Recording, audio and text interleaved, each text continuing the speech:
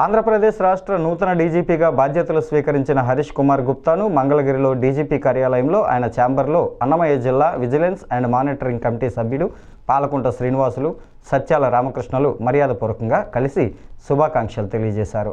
అనంతరం పాలకుంట శ్రీనివాసులు, సత్యాల రామకృష్ణలు పలు సమస్యలను డీజీపీ గారికి తెలియజేశారు.